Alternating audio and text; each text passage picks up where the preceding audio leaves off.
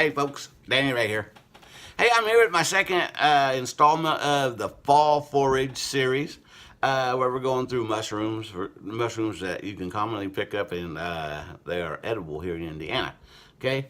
What I didn't mention on the first video was that in the springtime, people go out and hunt the most popular mushroom, which is called the morel mushroom. The thing about the fall mushrooms is they're so plentiful. There's a bunch of them. You can get, in the springtime, you can get a big haul of morels, but it's very rare. However, 2 years ago, we went to Brown County and I picked up about a 15-pound bundle of chicken of the woods. 15 pounds in like that, kablooey. That's a pretty good haul. But they're good eating. So the first one we're going to talk about today is BAM, the chanterelle. Common name is the golden chanterelle. And they live in the ground. Their substrate is the ground, so they're not on wood. Location, hardwood forest under oaks, normally. Okay, as with all chanterelles, these mushrooms have false gills. They don't have real gills. It's just ridges underneath that looks like gills. Okay, they're not sharp and blade-like, but rather well-developed ridges. Like I said, these mushrooms. I'm sorry. Go to the lookalikes. The lookalikes. They have lookalikes also, and that's the bad ones. Okay, these mushrooms should have well-developed false gills, as opposed to the C. Lateridius, which is the bad one, which is nearly smooth underside. So if they're smooth under there, they're bad. Don't eat those, okay? Now the next mushroom on the list is called the Shaggy Mane, okay? And there's a picture. Now, Shaggy Mane, their substrate's also the ground. The location is in lawns and grassy areas, so they're not in the woods. The gill collar, the spore collar is black. The gill collar is whitish, black with age. Okay, so as they get older, they get darker. Remember, I'm reading this off a computer, so I'm not looking at the camera. Common mushroom that appears in lawns and grassy areas in the fall. The mushroom is good edible, but if you let it sit for too long before cooking it, it will. I've never heard this word. It will deliquesce. D-E-L-I-Q-U-E-S-C-E. Deliquesce. Go bad. Oh, it says deliquesce or melt. Why didn't you just say melt? Into a black goo. Ew, dang dang. Dang dang. It can grow solitary or in clusters. The cap of the mushroom is essentially a cigar shape. It never opens up into the typical flat mushroom cap. The outer surface is covered in coarse scales, but that often look hairy. That's why they call it a shaggy mane. This will usually fruit in the same location several years in a row. Lookalikes, the bad ones. Oh yeah, we don't want to give a common name. We're just going to give the Corpinus astronatus. I don't know.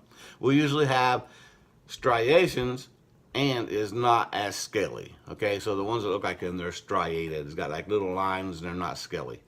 I'm going to go ahead and put some pictures of them up. I got a picture right here. Kablooey. Kablooey. Kablooey. I've seen these around, so I didn't know. There's a lot of these things I didn't know we could eat. Like coming up, we got a pear-shaped puffball. I've seen them a million times. I didn't know I could eat those. And I had never seen this next one, folks. This next one's kind of freaky. I never seen it. But it is the Indigo Milky, okay? Lactarius indigo. See, I know that one because lactate is milk. Lactarius Indigo Milky. I've never seen these, but they are here in Indiana. I got pictures right here from Bloomington, Indiana. Substrate, ground. So they grow on the ground. Location, conifer woods. Spore collar is cream colored, and the gill colored is light blue.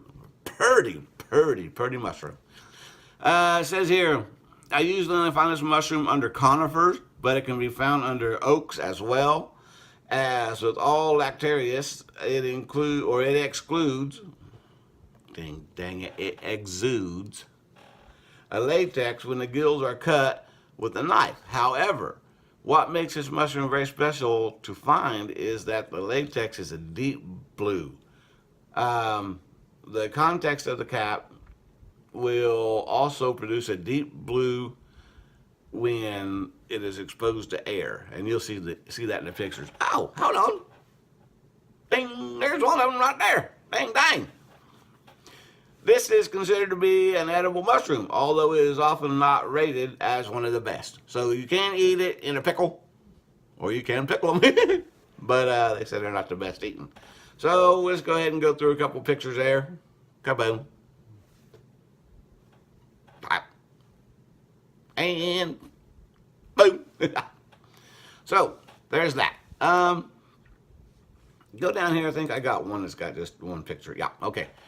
I'm going to go on down here to another one. It is called oyster mushrooms, okay? And I've seen these a million times too. Substrate is wood. They grow on wood. In hardwood forest, their spore color is white to pink, and gill color is white. One of the most common edible mushrooms, the oyster mushroom, can nearly be found year-round. See? I have seen it personally from April to February. So if I see any in March, then I can claim year-round. I don't know. This guy must have been bored when he wrote this. The key identifying features are that they grow off the side of wood in a shelf style, like this picture. Dang it. They have gills that run down the stem, okay? And they are somewhat large size, but they have light colored spores. There's a summer version that some people differentiate as Pletorius polymatherius. It has a whitish or brown upper surface to the cap, while P. austrobicurius has more grayish tones, okay? Lookalikes. The lookalikes are Crepidocius alpinus. I'm making them up because I ain't gonna go through all that. It's smaller and has brown spores. So, there you go, folks. That's installment 2 of the Fall Forage. And like I said, you know, I think what I'm gonna do is go through here and hit the more common ones on this next thing. I don't know. We'll see, because I'm learning things. I like this.